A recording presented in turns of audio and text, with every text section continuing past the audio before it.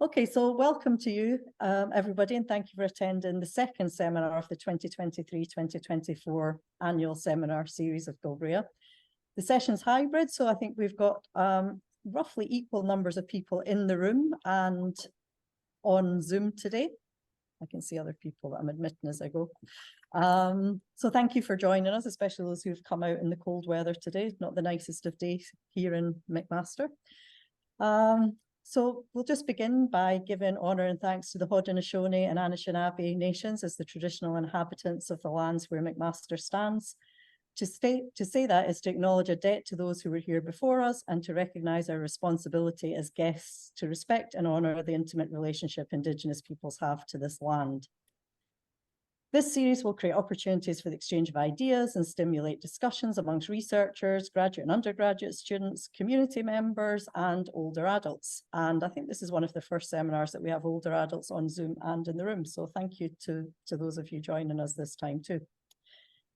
So this year, our seminars are exploring the themes of insecurities, and we're thrilled to have Dr. Amy Barron here via Zoom from the University of Manchester to present a seminar entitled The Taking Place of Older Age. We'll ask that you keep yourself on mute during the presentation to avoid background noise, and Amy's planning to present for about 40 minutes, and that will leave around 20 minutes for questions and answers at the end. You can type your questions into the chat at any time, or we can read those on your behalf at the end, or you'll be able to unmute yourself, and Andrew and Nicole will be moderating the Q&A sessions on Zoom, and Equity will be doing it in the room because I have to duck out for another meeting, so I'm going to have to leave slightly early. So just to tell you a little bit about Amy, Dr. Amy Barron is a lecturer in social and cultural geography at the University of Manchester. She's interested in age, ageing and the life course, and approaches these themes through non or more than representational approaches. While Amy's research to date has focused on older age, she's currently researching middle age and midlife from a life course perspective. She draws on a suite of creative, participatory research methods. So please join me in welcoming Dr. Amy Barron. And I loved hearing your accent just now, Amy, too. Takes me back to when I worked in that neck of the woods. Okay, thank you, everybody. Okay, thank you, everyone. Hopefully you can hear me, and thank you for the introduction there. And thanks again for inviting me to be part of this seminar series. I was, really thrilled to be asked to contribute to the seminar series today. So thanks again also for bearing that, the brunt of that awful weather, if for those of you who have decided to join in person today. So I'm very much looking forward to talking with you over the next kind of 40 minutes or so and sharing some of my research with you, which is based primarily on a paper that is published. It's already published in the journal Cultural Geographies. And as the title of the seminar today suggests, that paper is called The Taking Place of Older Age. So I'd like to begin the seminar today by sharing the words of 90-year-old Mel as we spoke together in her living room. A lively reflection on the meanderings of her life spent between the National Park of the Lake District and the city of Manchester ensued. Pointing towards a stack of books in the corner of the room, Mel enthusiastically explained, "In there we have books on every subject. You should never let your brain idle. I'm in groups for all sorts of things, Buddhism, poetry, gardening." With a hesitancy to her voice, Mel explained how a fall a year ago had regrettably made enjoying her varied interests increasingly difficult, resulting in her feeling, quote, old and stuck. This hesitancy, however, was quickly dissipated as Mel exclaimed, "I will start again. I've not finished. Old age is not yet. There is still so much to do." Now, the paper that I'm sharing with you today is primarily interested in how the category of older age is made through a series of different representations, and how the category of older age surfaces in people's everyday lives. The vignette I just shared is one poignant example of this. Of course, the corollary of Mel's account is that older age is a time when there is nothing left to do, when interests dwindle, or perhaps brains idle. Now, despite being at an age which many would associate with being old, in an attempt to push back this horizon, Mel confidently states that old age is not yet. For Mel, older age is something that was encountered after a fall, but which is consciously resisted. So, with Mel's account in mind, I'd like to now talk a little bit about the academic impetus for research taking a social and cultural geography perspective. So, I think it's fair to say that in the vast majority of current research with older people in geography, there is a fixation with older age as an empirical category, or older age tends to be the object of research, rather than critically considering how older age, how this category quite literally takes place.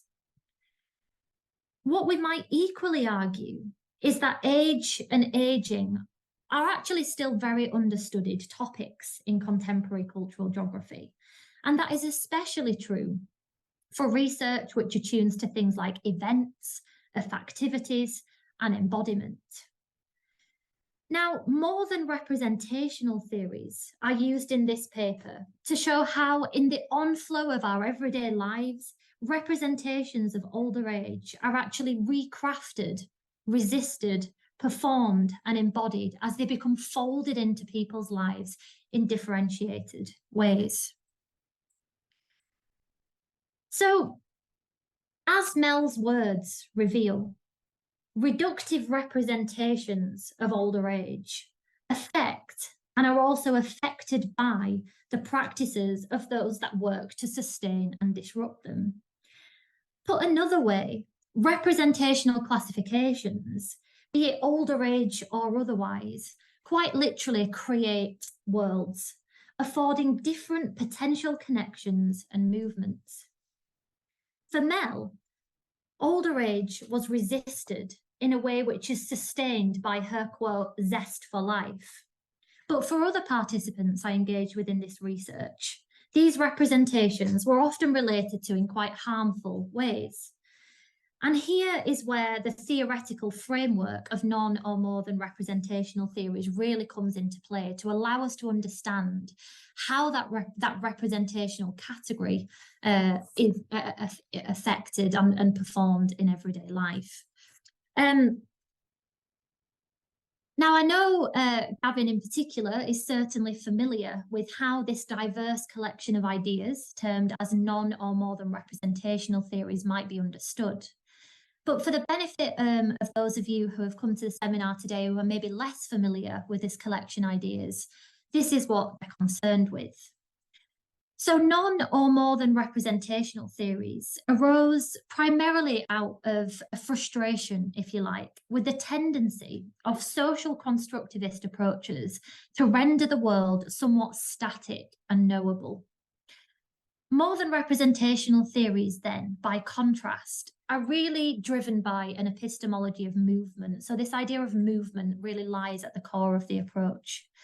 And they recognise that there is always some kind of excess, if you like, beyond what can be clearly comprehended and represented. In this way, this collection of ideas are really concerned with how the world is made sense of quite literally as it emerges in the present moment. Now, this attention to processuality is, again, something that is often overlooked in geographic research with older people, in favour of more definitive narratives in which older people are kind of the empirical object of research, rather than looking at how that category of older age has a power, a pervasive power in people's lives, kind of in and of itself. So in the paper that I'm sharing with you today, I argue really from a theoretical vantage point that more than representational theories provide a means to disrupt what are often reductive and homogenizing representations of older age. And I think that more than representational theories do this primarily by attending to how older age is lived and experienced, whilst also keeping sight of how representational structures mediate the capacities of different individuals to think, to feel, and to do. And through using this theoretical framework, I demonstrate that predefined social categories of difference, such as older age, but of course we can apply this kind of understanding to other social categories of difference as well, like gender, race, ethnicity, that these do not account for the multiplicities, potentials, and practices that actually go into the making of that category as it's actually lived and experienced by the people who maybe self-identify with or relate to that category in some way. So in this way, I'm very much concerned in this paper with how representations of older age emerge, condense, and dissipate as they're mediated through a series of different relations and forces. Now, these forces might be broader. So in this sense, it could be the political, economic, social, and cultural context that kind of occupies the time that a particular research project is being undertaken. Or they could be kind of on a smaller scale as well, such as kind of individual experiences, biographies, life course histories, and so forth. So I think more than rep theories allows us to understand the individual as kind of situated within this sea of unfolding relations. And for me, that's where the idea of movement really, really comes in. So the word force is used in this paper to get at the multiple, often overlooked processes which move individuals, but not necessarily by will. Indeed, in this paper, I draw attention to how the category of older age is made through a series of different representations and how lived experiences escape those relations whilst also being mediated by them. Of course, we all know that older age has long been essentialized in quite a negative way. Even in the 4th century BC, Aristotle remarked that elderly men who are past their prime are often cynical, underdo everything, are small-minded, and neither love warmly or hate bitterly, to quote Aristotle. Across the classical period, older age continued to be understood as a time of decline and decrepitude. In the modern period, the social standing of older people somewhat declined further, seen, quote, no longer as bearers of wisdom, but as embodiments of shame, end quote. This stance had become more pronounced with the so-called youthquake that happened in the 1960s, wherein youth became understood as cool, coveted, and aspirational, which only worked to put a target on anyone looking, quote, a little long in the tooth. Of course, while we've made headway in pushing more positive, or perhaps more realistic, if you like, accounts of what it means to be older, I think it's also fair to say that this kind of essentializing, this often reductive, homogenizing way of representing certain age categories is unfortunately little different today. There are multiple representations, though, of older age. And of course, what we need to remember is that the representational field is not unidimensional. However, there are some dominant tendencies which tend to produce reductive narratives of older age. But what a more than representational understanding must not settle for any of these representations as definitive. For this would forge a kind of rigidity, a hardening of the arteries, if you like, in how we understand this thing we call older age. To take representations at face value, then, would to inscribe the fiction that the social category of older age can contain a person's potential. So there's a quick scoot over the kind of theoretical apparatus, if you like, behind the paper. But I think what's also important to consider is how the data that I'm sharing with you today was collected. So the accounts shared in the presentation today and also in the paper more broadly are actually taken from a much broader research project, which explored the place-making practices of older individuals in a Greater Manchester suburb called Prestwich. Material was generated over a 12-month period, and a total of 32 participants were engaged with in various ways. So a combination of different methods were flexibly drawn upon in this research, and the particular methods that were used were very much led by the needs and desires of participants, not only in terms of what they thought they wanted to do prior to the research, but the research unfolded in a very reactionary kind of way in terms of what they wanted to do there and then in the moment. And in and of itself, this generated some really, really interesting results, kind of moving away from that more prescriptive way of conducting research to really going with that ethos of movement that lies behind the approach, the non-representational approach, and instilling that into the methodological framework as well. So the series of different methods that were drawn on include photo go-alongs, participant packs, and group discussions. And these methods were not used kind of in a singular way, but it was a combination of methods used with each participant, again, that was tailored to their needs. So photo walks involved participants selecting areas of significance, both within the village, the neighbourhood where they lived, but also further afield. And me going along with them, quite literally walking around that neighbourhood and using the camera as a device through which and with which to reflect on the landscape and places of significance. These places of significance didn't necessarily have to be things that were obvious or which we might instinctively think of. It could be rather something that was much more unique to that person. Maybe a particular tree or a walk or a bench in a neighbourhood holds particular significance for some reason that is unique to that individual. So the purpose of the photographs were not to necessarily be perfectly framed or composed, but it was with a camera was used as a device through which to reflect on the landscape. The participant packs comprised of quite literally plastic wallets. You can see examples of this on the slide here in some nice illustrations that were done around the research project, including notepads, pens, photographs old and new of the village, the neighbourhood where the participants live, a disposable camera. And this method worked particularly well for older people who perhaps didn't want to walk around a neighbourhood, who were maybe socially isolated or didn't want to engage in that more kind of involved way. So it was quite an inclusive method in that regard.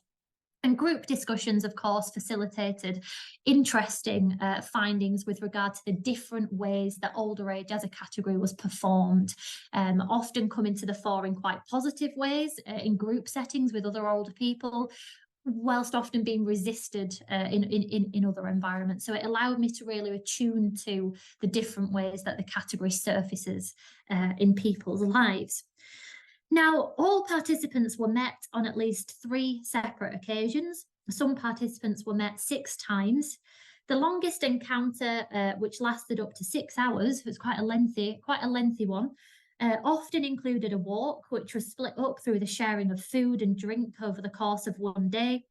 And the shorter encounters often included sharing lunch and accompanying participants on a regular trip to the shop or perhaps walking their dog. So there's a real range of encounters in this kind of broader ethnographic approach that was taken in the research.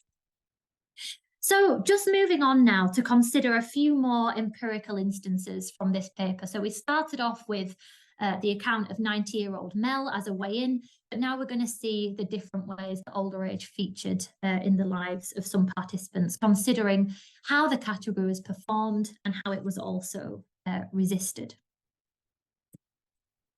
So the words you can see on the slide here are those of 74-year-old Iris while we were on her allotment together.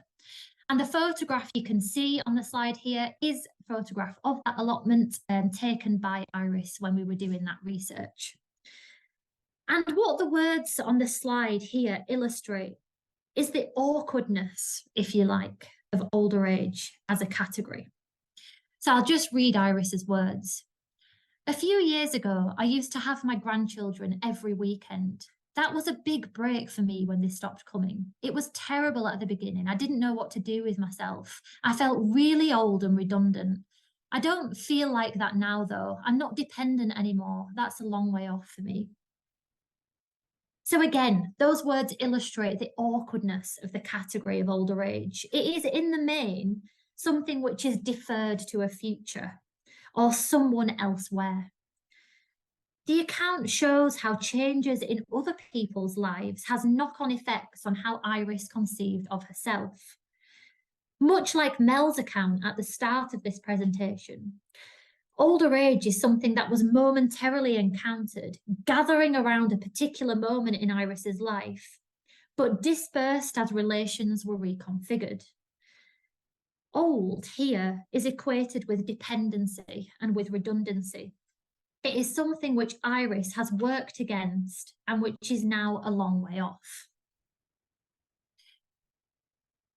Indeed, even the mention of older age with participants occasionally resulted in an exchange of awkward glances. In the UK, it is generally considered rude, actually, to ask somebody's age. Doing so could be interpreted as a judgment on appearance or on opinions, or perhaps as an assessment of an individual's accomplishments against their age or against kind of societal expectations of where someone should be at a certain point in the life course. Now, bearing that in mind, those societal expectations, some participants fervently worked to distance themselves from being old, or they at least faced it with reluctance and a sense of defeatist resignation. And this was certainly the case for 64-year-old Jeanette, whose words are shared on the slide here. So the imagined older person, the caricature of the older person, as 64-year-old Jeanette described, one that had, quote, grey hair, apparently wears a pale blue fleece, and apparently also has a specific bent over posture, according to Jeanette, was actively worked against. Now, this imagined person became the reference point of what some participants could not be and categorically could not become. So we can see here how representations of older age are performed and how they actually work to sustain ideas about who is categorized as old. Indeed, older age was often deferred and resigned to simultaneously. For Jeanette, there was a want to delay or to postpone the onset of older age as something which is associated with a set of undesirable characteristics, as we can see on the slide here. And what this quote also tells us is that Jeanette portrayed a sense of giving up on older age before it had even begun, communicating a kind of defeatist acceptance of something undesirable yet inevitable. Notably, participants' reflections on their age and their futures were entwined with their experiences of family members and friends growing older. From a more than representational perspective, I understood this as an unfolding linking of lives, a continual process of making sense of the self in relation to others and the context in which those individuals find themselves. Consider, for instance, 54-year-old Maggie, who frequently referred to her mother's life, as you can see from the quote on the slide. Maggie said, "I want to stay connected with people. I want to do different things. I say to my mum, why don't you go out for breakfast or do something different?" But she won't. She's living in a bubble where there is nobody left she knows. If I gave up on one part of my life, I still have lots of other parts to fall back on. Now, the interesting thing to consider here is, again, the photograph on the slide. So 54-year-old Maggie used to be she was a financial advisor, and that was her job. She'd taken early retirement, and in that time, she decided to set up a local community group for 50 and over, people aged 50 and over, that she called Coffee and Craft. And this attracted a range of older people, where the vast majority of participants who took part in this research were recruited from, and then a snowballing technique was used there on in for further recruitment. Now, just to elaborate on that quote a little bit more, when I was talking with Maggie, we were actually in a cafe in Marks and Spencer's, and Maggie was sharing with me how her mother was in the process of being moved into a care home, and her frustrations about how about how Maggie had fought to keep her mother connected, actively, and ultimately, quote, young. As Maggie's thoughts tracked on to the perceived demise of her mother, which she considered to be a state of loneliness and isolation, Maggie gradually became compelled to state her desires to not mirror this. Another interesting theme that came through was the health of participants, along with physical and mental capacity.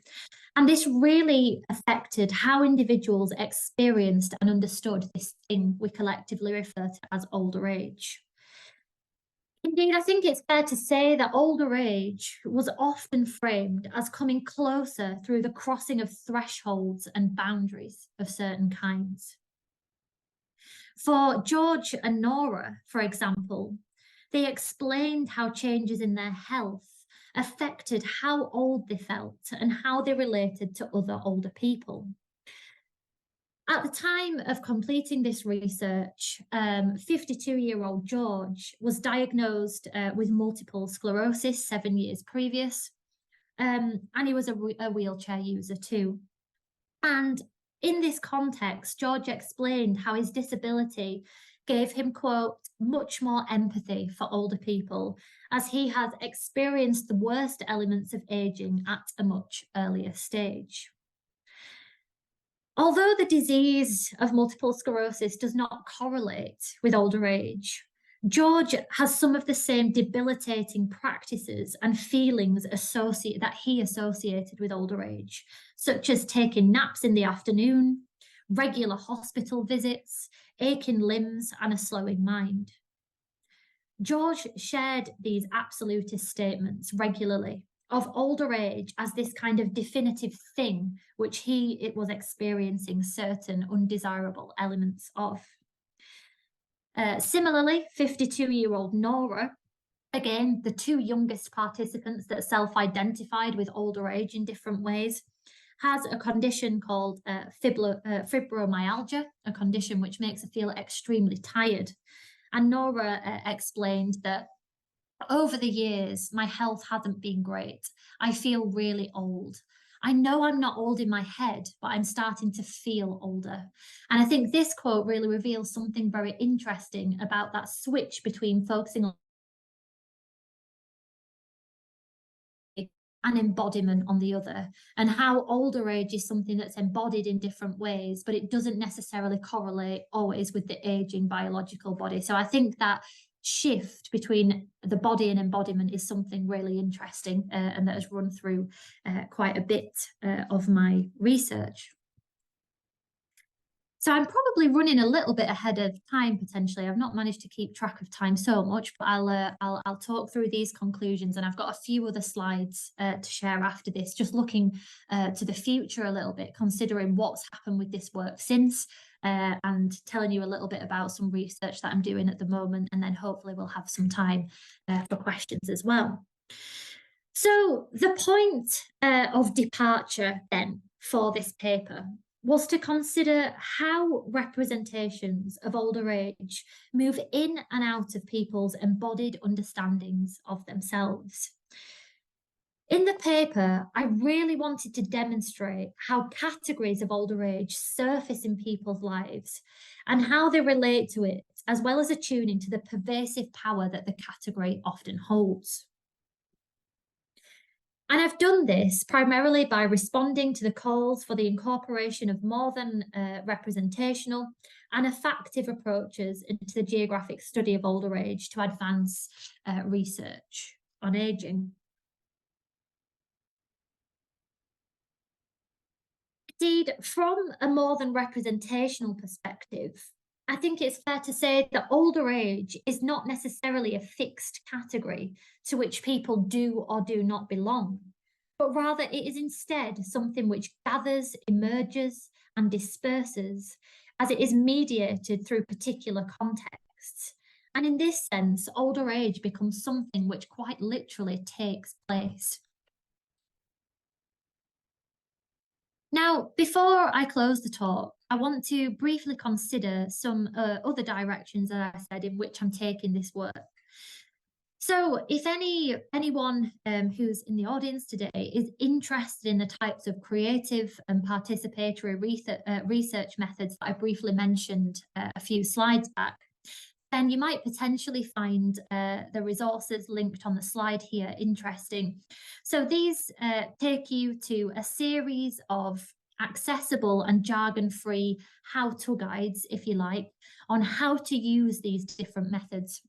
And in these how-to guides, you can find a brief description of what the method is, a little bit about the origins and influences upon the development of the approach.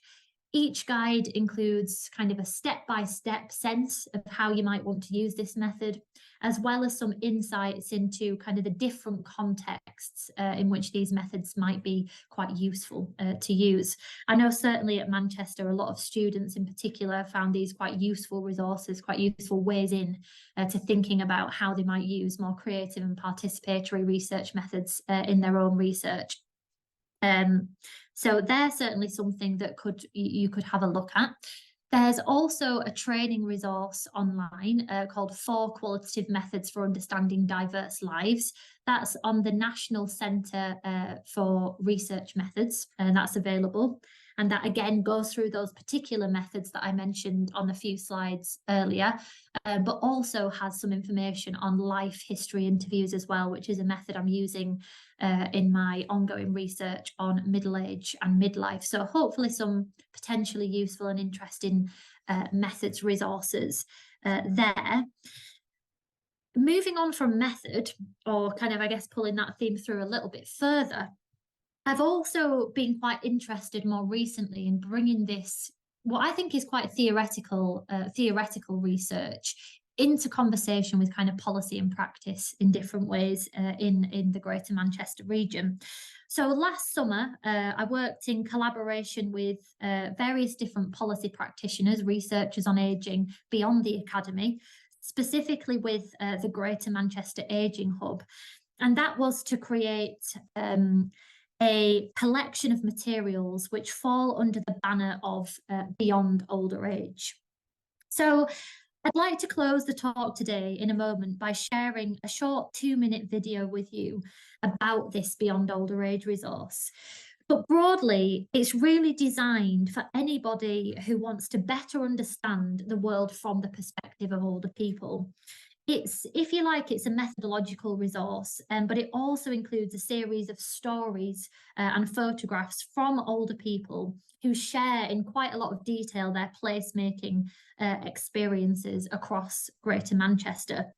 The photos and stories that are included in this Beyond Older Age resource are from the research that I've just shared with you from the Taking Place of Older Age paper.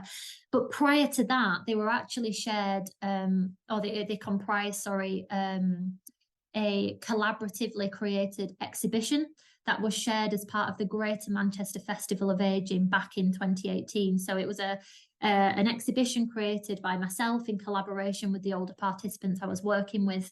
And it was a mobile exhibition that kind of moved around the region to showcase the different ways that older age is lived, to try and encourage us, if you like, to think beyond this social category of older age and to really appreciate the different ways that age and place are interrelated, and how we can start to move beyond those reductive representations of older age from a policy perspective as well. So I'll move on to the video just now, and hopefully you'll be able to share. I'm pretty sure I did click the share sound button, so I'll hit play now.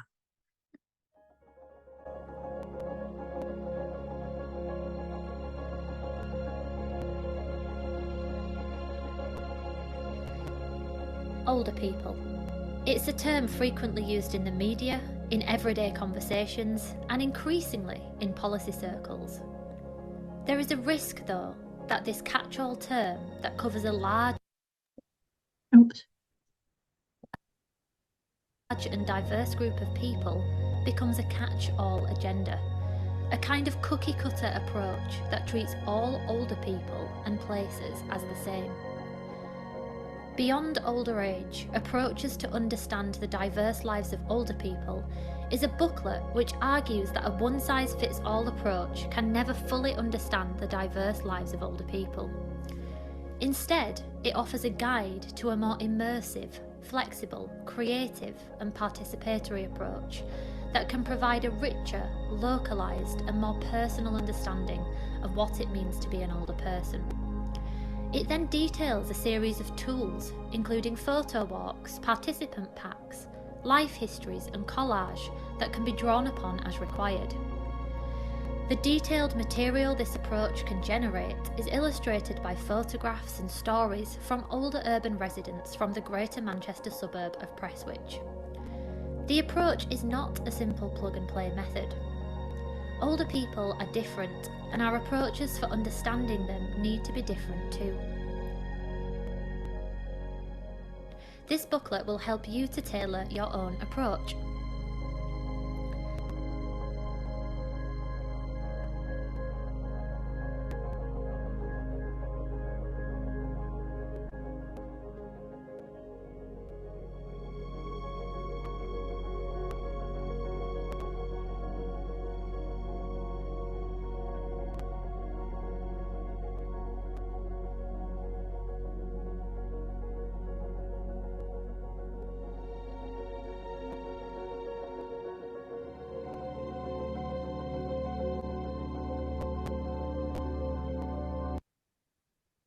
Okay, so that's it from me. I've kind of worked through everything that I had written down there and that I wanted to share with you. Hopefully you found that interesting.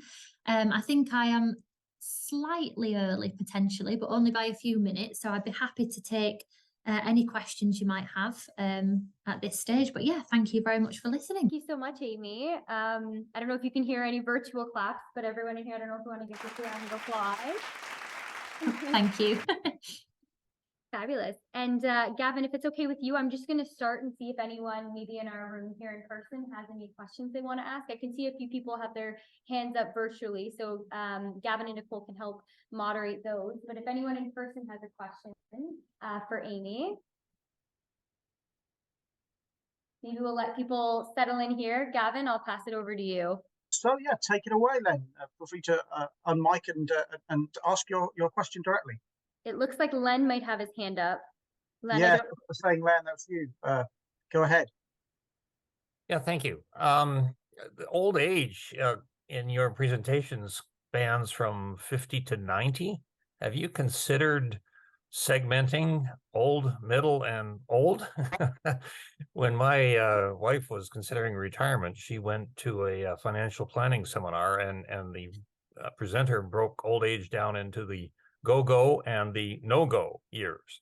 And he said, you've got 10 to go, and then the rest of it is no-go. But I've always considered 3 ages to old age, young, middle, and older. And I think the characteristics of those 10-year segments are different. Have you experienced that, seen that, considered that? Yeah, absolutely. That's a really interesting question, and is one that always comes up as reviewers' comments on my papers. Like, why? How can someone who's 50 be old and someone who's 90 be in the same category? But right, I think what's interesting to think about there in terms of my research is how it aligns with the theories that I'm using. Right, so in my research, I'm interested very much in the category of older age, in how different people identify with and relate to that category in different ways.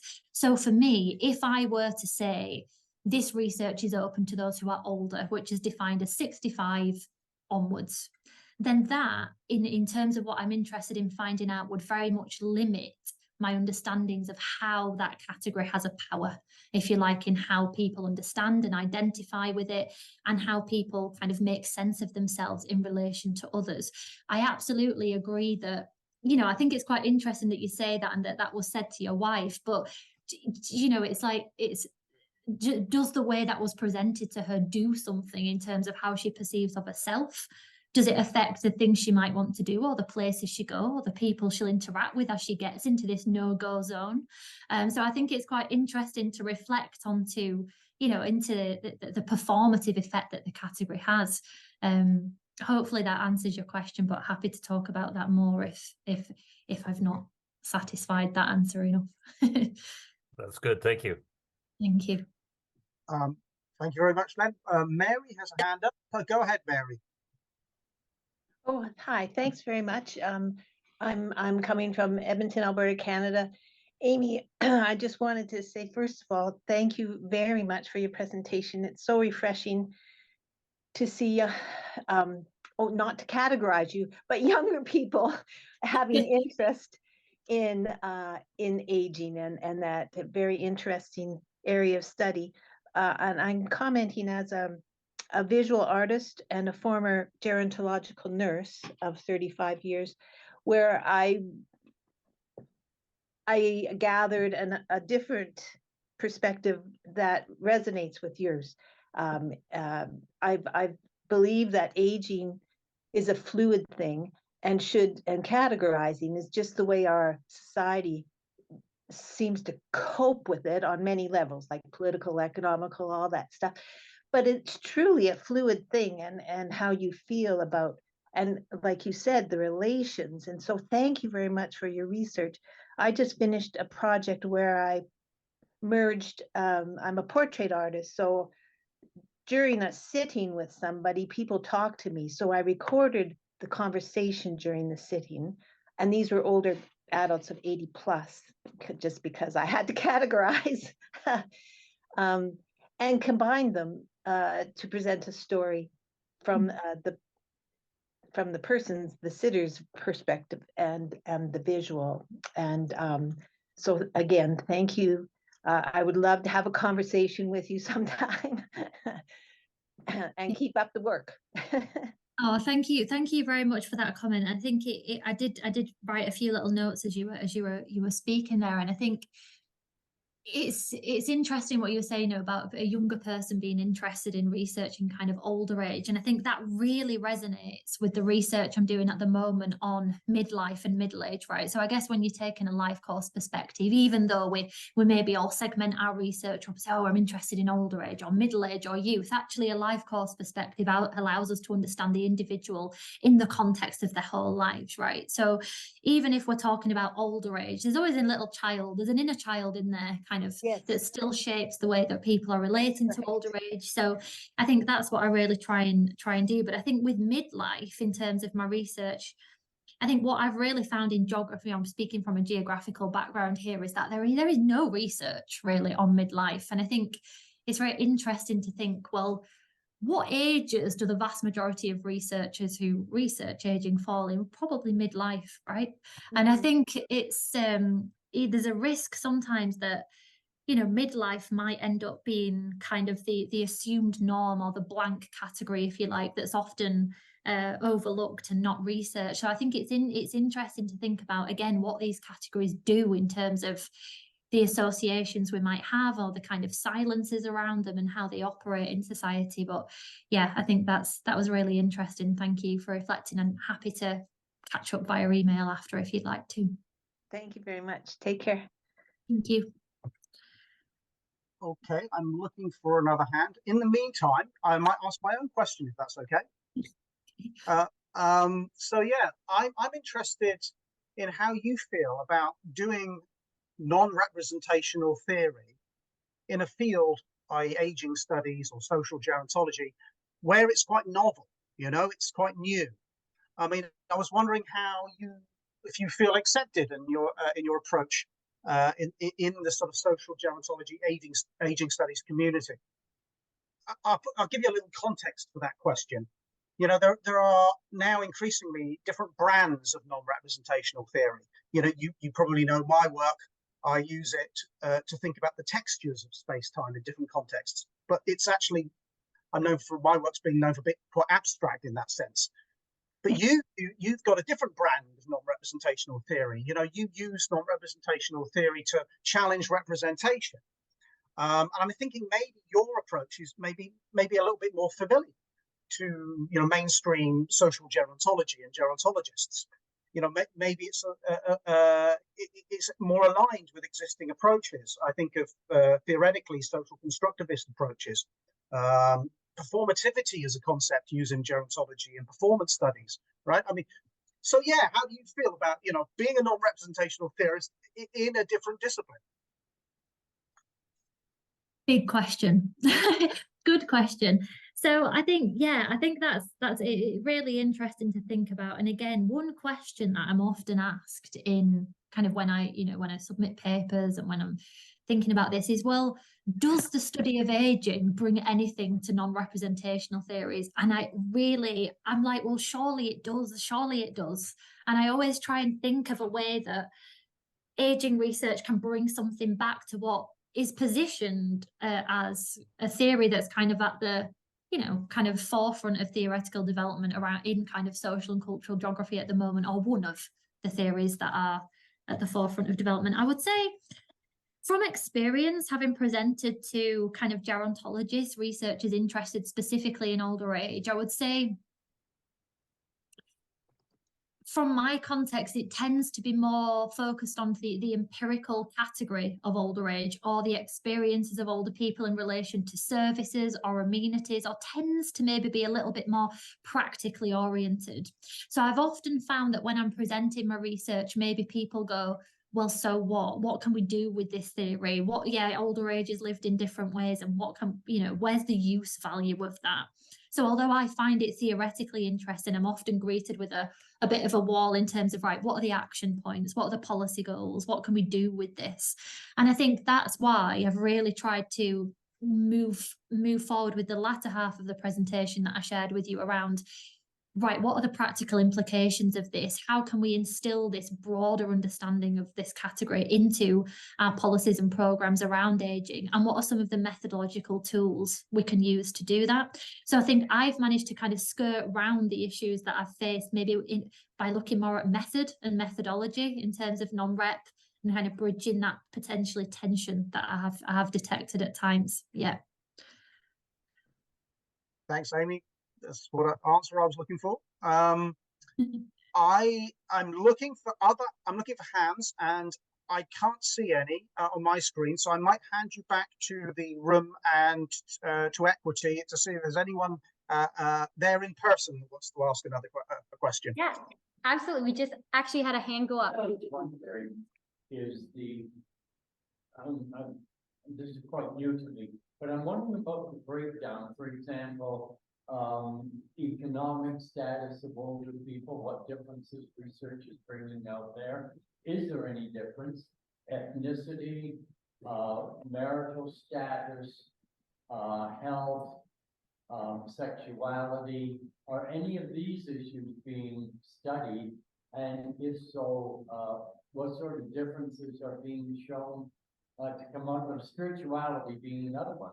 So I know a lot of older people are very spiritually involved in their faith communities. So I'm interested in where all that sits as well. So you were saying, you know, how do things like economic status, ethnicity, marital status, sexuality, and maybe even kind of spirituality feature in people's, you know, in research on aging, right? So yeah, I mean, in my own research, the vast majority of participants have been middle class, white, people that self-identify as being older, but maybe when we use the categories of older age, not necessarily falling within that. So in terms of diversity, my own research has probably been quite limited in that regard, actually. But I would say, you know, a lot of the stuff I'm interested in is around kind of relational approaches to aging. And a key aspect of that is taking what you're describing really as an intersectional approach. So looking at how things like economic status, ethnicity, and things really intersect in different ways to affect the ways that people experience aging. And I think one way that that probably did come through in my research was in people's placemaking practices. So in the types of spaces and places they enjoyed or chose to spend timing around their neighborhood or around the city, and often maybe connecting or echoing back to their kind of particular heritages, places where they spent time with family growing up. Or for instance, I work with people of kind of an Irish descent who shared places with me that they particularly enjoyed going because of that history. So it kind of came through in subtle ways in my own research, I would say. Or maybe people that had experienced divorce, for instance, chose to go to do to participate in certain activities over and above those that were potentially married. But again, I'm always very, very skeptical to rely solely on these kind of categories to make any form of generalized statement. I think the thing that I always try and do is approach it from that individual. So start with the individual and look at that person from the moment and kind of as they're making sense of themselves iteratively, and see if those factors come in kind of as their life is lived, if you like, rather than putting them in groups from the offset. That was a very rambly answer. Hopefully I said something of use within that to answer your question. What your personal motivation was to pursue your area of study? I mean, I wonder, it's like a kind of a personal thing, or were you just aware of the gaps in knowledge and research in older age? Or did you have a grandmother that inspired you?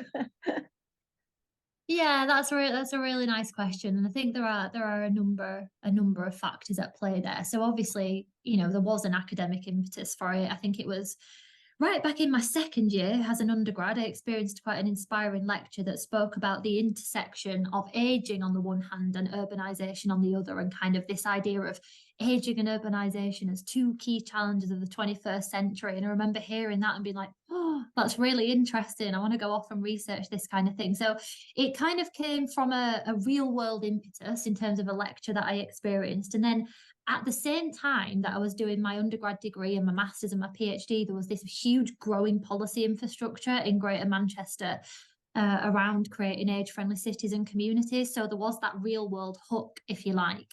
So that's like the first thing. And I think maybe there's a personal thing coming in too. I mean, in terms of the kinds of things that I enjoy, I probably enjoy a lot of activities that stereotypically older people might enjoy. I enjoy kind of walking, cooking, kind of quite leisurely things, maybe not things that you might be expected to enjoy, particularly at my age. So I don't know, maybe there's some personal preferences coming through there. But yes, there was the academic real world impetus. And I guess it comes from that I think in terms of the theories as well, I feel a real affinity with the types of things that the theories are tuned to. So I'm very attuned to kind of like sensory experiences of environments and the ways that, like, I don't know, a smell, a sight, or a sound can connect someone back to a certain point in their life. And I think there's a coming together of those kind of three elements, if you like, that has led me to do the kind of research that I do today.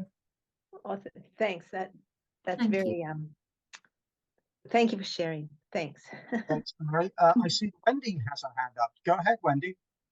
Yes, first of all, thank you so much for a very interesting presentation. I got very interested when it came to the idea of physical changes and a person feeling that they were old. And sometimes that can very much happen, especially when there's a bad fall or surgeries that needed to be done that changes a person and how they're able to move about in the real world. But is there any thought in a person being able to separate physical and feeling old and shoving back to a mind that sends them back into their 20s or 30s because of using their mind actively? And therefore they don't feel that old anymore? Yeah, absolutely. And and I think it's yeah, and I mean, I remember writing about this in a paper a while back, thinking we don't want to again, this comes back to what I was saying about the methods, I think, a little bit as well. So one of the methods that I was really fixated on using initially was walking interviews. I wanted to get out and about with older people and walk with them. But of course, what I quickly realised is, well, actually, a lot of them maybe don't want to do that, can't do that, weather's not great. There was a lot of factors that, you know, became apparent to me. Like, okay, this is not the most appropriate method. And what I realised through developing other, maybe more inclusive or accessible methods, if you like participant packs, was that actually you don't need to physically be in the environments with people for them to be able to talk in vivid and inspiring ways about their experiences and feelings about particular environments, and that actually in merely sharing stories, in talking with people about their experiences, you know, these are often relived in that moment. So it's not necessarily a nostalgic reminiscence, but actually through the telling of the story in the moment, there's that re-embodying, if you like, of that memory or that event that they're talking about. And again, that was, yeah, that was really important, that methodological reflection. And again, the theories kind of really feed into that. So yeah, I think we don't want to focus overly on the kind of medicalized body, but always look at those aspects of life that are maybe more difficult to represent, like our memories, emotions, feelings, connections. And often we can talk about that quite readily, maybe in our home environment. Thanks, Wendy. I don't see any more hands up here, and we are coming towards the end of the session, but I'm not sort of convening the session, so I'll hand you back to Equity. Thank you. Thanks so much, Gavin. And I think, does anyone else have any questions here before we wrap up? No, that was a great discussion, and I wanted to thank you again, Amy, for your very insightful talk. I know we here really appreciate it, and virtually as well. So I'm just going to invite everybody, virtual and in person, to maybe give one more round of applause to Amy. I would also like to just give a little plug for our next seminar series talk. That's going to be in January. So in the new year on January 10th at 2:30. It will again be hybrid. So you can join us in person if you like at McMaster, or you can join us virtually as well via Zoom. And we will have Dr. Irene Blackberry joining us. She's coming from Australia, and she'll actually be here in person. She's visiting us in person. So we do invite people to come and join us. We do have snacks and have great discussion in person here with Irene. And again, thank you so much, Amy. Thanks to everyone who's joined for our talk today, and we'll see you at the next seminar talk in January. Yeah, thank you very much, everyone. Bye-bye. Thank you.